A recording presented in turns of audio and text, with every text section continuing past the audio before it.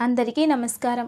దక్షిణాయనం వర్ష ఋతువు శ్రావణమాసం కృష్ణపక్షం దశమి మృగశిర నక్షత్రం. ఈరోజు చాలా విశేషమైనటువంటి రోజు. ఈరోజు అందరూ దుర్గాదేవి నామాన్ని జపించాలి. ఈ నామాన్ని జపించడం వలన దుర్గతి దూరమై సద్గతి ప్రాప్తిస్తుంది. ధైర్యం సాహసం ప్రాప్తిస్తాయి. దుర్గా అంటే శక్తి. దుర్గా అనేది ప్రతి ఒక్క రక్తంలోనూ ఉంటుందట. హృదయానికి వేరే వేరే దేవతలు గ్రహాలు ఉన్నప్పటికీ హృదయం కొట్టుకోవడానికి కావలసిన శక్తి మాత్రం దుర్గా అని అర్థం. వర్ణనలకి అర్థాలు చాలా వరకు సంస్కృతంలో విభిన్నంగా ఉంటాయట. కాబట్టి అందరూ కూడా ఈరోజు మంత్రబలంలో భాగంగా ఓం దుమ్ దుర్గాయై నమః, ఓం దుమ్ దుర్గాయై నమః, ఓం దుమ్ దుర్గాయై నమః అనే నామాన్ని జపించాలి. దుర్గా అంటే సాహసం, దుర్గా అంటే ధైర్యం అని అర్థం. ఈ నామాన్ని జపించడం వలన దుర్గాదేవి అనుగ్రహం ప్రాప్తిస్తుంది. ఇక మంచి మాట, మన జీవితంలో ఏదైనా కోరుకుంటూ ఉంటే అటువంటి ప్రభావాన్ని ప్రకృతి మనకు అందిస్తూ ఉంటుంది. అందరితో సంతోషంగా ఆనందంగా ఉండాలి అనుకుంటే అటువంటి వాళ్ళనే ప్రకృతి మనకు అందిస్తుంది. ఎప్పుడు నేను భక్తి భావనలతో ఉండాలి అనుకుంటే అటువంటి వారినే సాధువులు సద్గురువులు లాంటి వారిని మనకు పరిచయం చేస్తుంది. ఎప్పుడైతే మీరు కోపంతో బాధపడుతూ ఇతరులతో గొడవ పెట్టుకుంటూ ఉంటారో అప్పుడు అటువంటి స్నేహితులనే ప్రకృతి అందిస్తుంది. అంటే మీ మనోవాంఛ ఏదైతే ఉందో, మీ మనసు ఎక్కువగా ఏ తత్వాన్ని కోరుకుంటూ ఉంటుందో అటువంటి వాటినే ప్రకృతి అందిస్తుందట. ఇది పరమసత్యం, అందరూ గుర్తుంచుకోవాలి. మీరు ఎలాంటి ఆలోచనలతో ఉంటారో అలాంటి వాటినే మీకు ప్రకృతి అందిస్తుంది.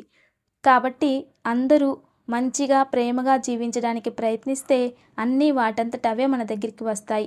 అంటే ప్రకృతి అనేది ప్రపంచానికి ఆత్మ లాంటిది. అందుకే మనం ఎక్కువ ఏది కోరుకుంటూ ఉంటామో అదే మనకి ప్రాప్తిస్తుంది. దీనిని ఒక చిన్న కథ రూపంలో తెలుసుకుందాం. ఒక రాజ్యం, ఆ రాజ్యంలో మహారాజు మంత్రులు అందరూ రాజ్యం ఎలా ఉందో చూద్దాం, రాజ్యంలోని ప్రజలు ఎలా ఉన్నారో, వారి జ్ఞానం ఎలా ఉంది అని తెలుసుకోవడానికి రాజ్యంలోకి వెళతారు. అలా ఒక పట్టణానికి వెళతారు. ఆ పట్టణంలో చూసుకుంటూ వెళ్ళి సాయంత్రం తిరిగి వచ్చేటప్పుడు అక్కడ ఒక కొట్టు కనిపిస్తుంది. ఆ కొట్టు మూసి ఉంటుంది.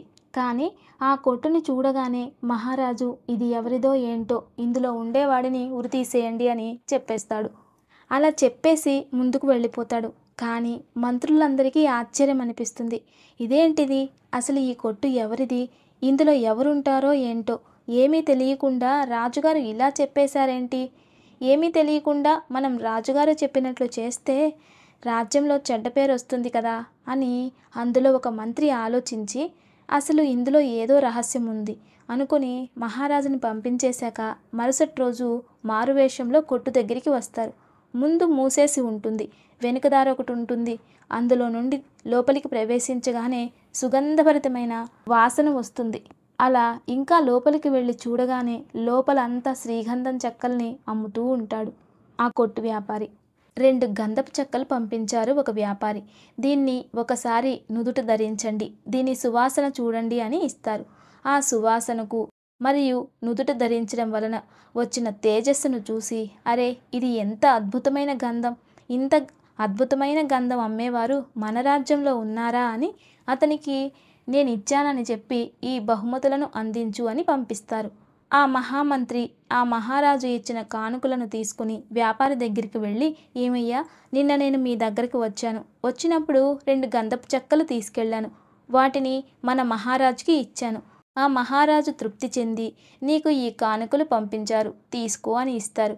అయ్యో, మన మహారాజు ఎంత గొప్పవారు, అలాంటి వారిని నేను చనిపోవాలని కోరుకున్నాను, తప్పైపోయింది, క్షమించు భగవంతుడా అనుకొని ఇంకొన్ని గంధం చెక్కలు మూట కట్టి తల మీద పెట్టుకొని మహారాజు దగ్గరికి మంత్రితో పాటు వెళ్తాడు. ఆ మంత్రి, అయ్యా మహారాజా, గంధం తీసుకొచ్చిన అతనికి మీరు కానుకలు ఇచ్చారు, కానీ అతను ఆ కానుకలు నేను ఉచితంగా స్వీకరించును అని దానికి మరింత గంధపు చెక్కలు ఇస్తాను అని తానే వచ్చాడు చూడండి అంటారు. అలా చూడగా ప్రతి ఒక్క గంధం చెక్క కూడా ఎంతో సువాసనాభరితంగా బొమ్మల రూపంలో కూడా ఎంతో అందంగా ఉంటాయి. అప్పుడు మహారాజు చాలా ఆనందపడి అతనిని మెచ్చుకొని ధన్యవాదములు తెలియజేస్తాడు. వ్యాపారి కూడా రాజుగారికి ధన్యవాదాలు తెలియజేస్తాడు. తరువాత రాజుగారు అతడితో, నువ్వు ఎక్కడుంటావు, నీ వ్యాపారం ఎక్కడ, ఈ విషయాన్ని మిగతా రాజ్యాలను కూడా తెలియజేయాలి, ఇక్కడ శ్రీగంధం దొరుకుతుంది అని అంటారు. అప్పుడు మంత్రి గారు తెలియజేస్తారు, అయ్యా మహారాజా, మొన్నటి రోజు మనం అందరం కూడా రాజ్యవీక్షణకు వెళ్ళి సాయంత్రం వచ్చేటప్పుడు మీరొక కొట్టుని చూసి ఆ కొట్టులో ఉన్న వ్యాపారిని ఉరితీయండి అన్నారు కదా, ఆ వ్యాపారి ఇతడే అనగానే, అయ్యో నేను పొరపడ్డాను, అప్పుడు కోపం అనిపించింది, ఇప్పుడు ఇతన్ని చూస్తే జాలి దయ అనిపిస్తుంది, ఏదో పొరపాటులో జరిగిపోయింది అనుకుని అతనిని పంపించేస్తాడు. అంతా ప్రశాంతంగా అయిపోతుంది. దీని అర్థం ఏంటి అంటే, ఎప్పుడు ఎవరినైనా నిందిస్తూ ఉంటే, కోపం పెట్టుకుని ఉంటే, ఎవరినైనా ద్వేషిస్తూ ఉంటే, చెడు ఆలోచనలతో ఉన్నా మీకు తెలియకుండానే వారిలో మీపై శత్రుత్వం పెరుగుతుంది. అందుకే ఆ మహారాజుకి వ్యాపారి తెలియకపోయినా ఆయన నోటి నుండి అలా వచ్చేసింది. ఎందుకు అంటే అదే ప్రకృతి. అందుకే ఎప్పుడు కూడా ఎవరి గురించి చెడుని ఆలోచించకూడదు. అందరితో ప్రేమగా, స్నేహంగా మన పని మనం చేసుకుంటూ ఉండాలి అని కోరుకుంటూ ఉండాలి. అప్పుడు ప్రకృతి మనకు మంచిని అందిస్తుంది. ఇదే ఈరోజు మంచి మాట. నేటి ఆలయం అద్భుతం. తెలుగు రాష్ట్రాల్లోనే ఉన్న ఒక అద్భుతమైన విశేషమైన దేవాలయం. ఈ ఆలయాన్ని దర్శించుకుంటేనే అదృష్టం. ఎన్నో జన్మల పుణ్యం వలన, మన తల్లిదండ్రుల పుణ్యం ఉంటేనే ఈ ఆలయాన్ని దర్శించుకోగలుగుతాం. అంతటి గొప్ప ఆలయం ఇది. తల్లిదండ్రులు పుణ్యం చేస్తే పిల్లలు కూడా ఆ పుణ్యంతో మంచిని చేస్తారు. తల్లిదండ్రులు పాపం చేస్తే ఆ పాపం పిల్లలకి అంటుకొని చెడుగా తయారవుతారట. దేవతల దగ్గరైనా క్షమాపణ ఉంటుందట, కానీ గురువుల దగ్గర క్షమాపణ ఉండదట. దేవతలందరూ నీ పైకి యుద్ధం చేయడానికి వచ్చిన గురువు ఒక్కరు నిలబడితే చాలు, దేవతలు వెళ్ళిపోతారు. అలాగే గ్రహాలు కూడా వెళ్ళిపోతాయట. గురుతత్వం అనేది అలా ఉంటుంది. అదేవిధంగా కలియుగ దైవం అనొచ్చు. మరియు బ్రహ్మ, విష్ణు, మహేశ్వరులు త్రిమూర్తులు ఒక్క రూపంగా అవతరించిన గురు దత్తాత్రేయ. గురుదత్త చరిత్ర చదువుతూ ఉంటే కలిగే అనుభూతి ఎంతో గొప్పగా ఉంటుంది. దత్తాత్రేయ స్వామి వారు ఎన్నో ఏళ్ళు నీళ్లలో ధ్యానం చేస్తూ ఉంటే వాళ్ళ తేజస్సు నుండి ఒక అద్భుతమైన స్త్రీ శక్తి రూపం ఉత్పత్తి అవుతుంది. ఆమె పేరు అనఘాదేవి. ఈమెనే మాధవి అని కూడా అంటారు. దత్త చరిత్రలోని కథలు చదువుతూ ఉంటే తెలియకుండానే ఆశ్చర్యం, అనుభూతి మనకి కలుగుతాయి. కాబట్టి ఖాళీ సమయంలో వీలు చేసుకొని దత్త చరిత్ర చదువుతూ ఉండండి. ఎన్నో సందేహాలకి సమాధానాలు తెలుస్తాయి. తప్పకుండా అందరూ చదవడానికి ప్రయత్నించండి.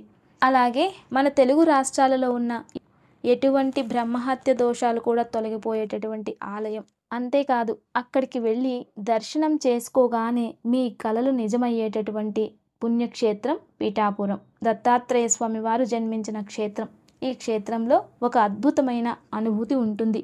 ఎవరికైనా ఇల్లు ప్రాప్తించాలి అనుకుంటే, కొంతమందికి డబ్బు ఉన్నా ఇల్లు కట్టలేరు, అలాగే అన్ని సౌకర్యాలు ఉన్నా కూడా ఇల్లు కట్టలేరు. అలాంటి వారు అక్కడికి వెళ్ళి ఎర్రటి వస్త్రంలో కొబ్బరికాయను పట్టుకొని దేవాలయాన్ని 21 సార్లు ప్రదక్షిణ చేసుకుని అక్కడ ఒక సంకల్పం చేసుకుని దాన్ని తీసుకుని వస్తే ఖచ్చితంగా త్వరలోనే గృహయోగం కలుగుతుంది.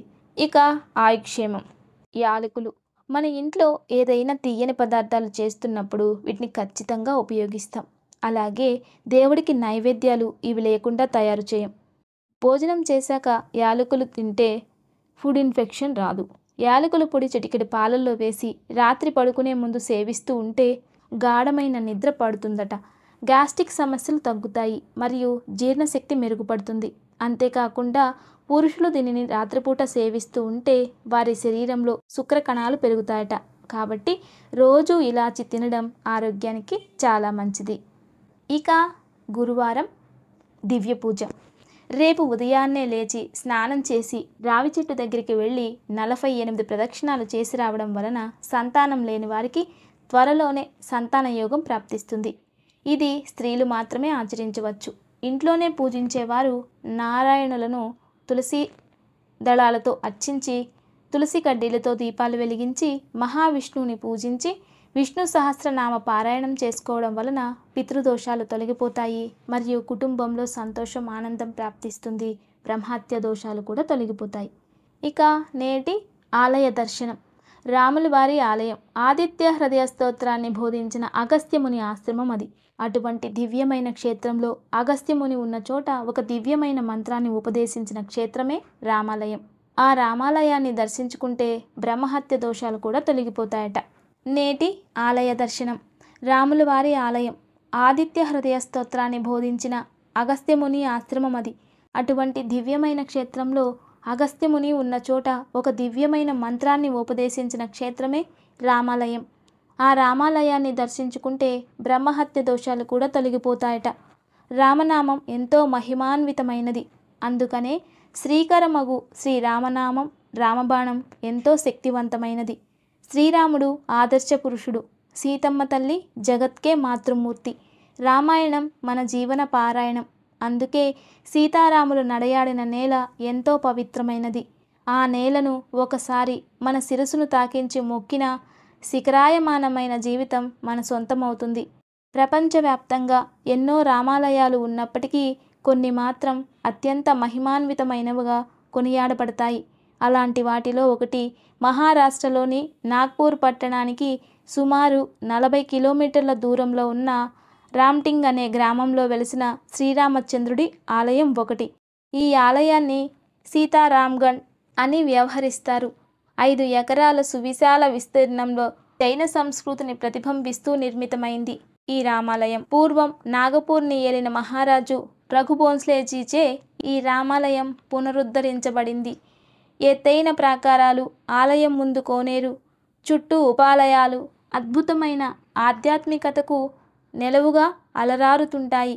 అరణ్యవాసంలో ఉన్న శ్రీరామచంద్రమూర్తి ఇక్కడ కొంతకాలం విశ్రమించాడని, అగస్త్య మహర్షి ఇక్కడ యజ్ఞయాగాదులు జరిపారని స్థల పురాణం చెప్తుంది. ఆ సమయంలో అగస్త్యుడి యజ్ఞానికి ఆటంకం కలిగించేందుకు ప్రయత్నించిన అసురులను శ్రీరామచంద్రుడు సంహరించాడని ప్రతీతి.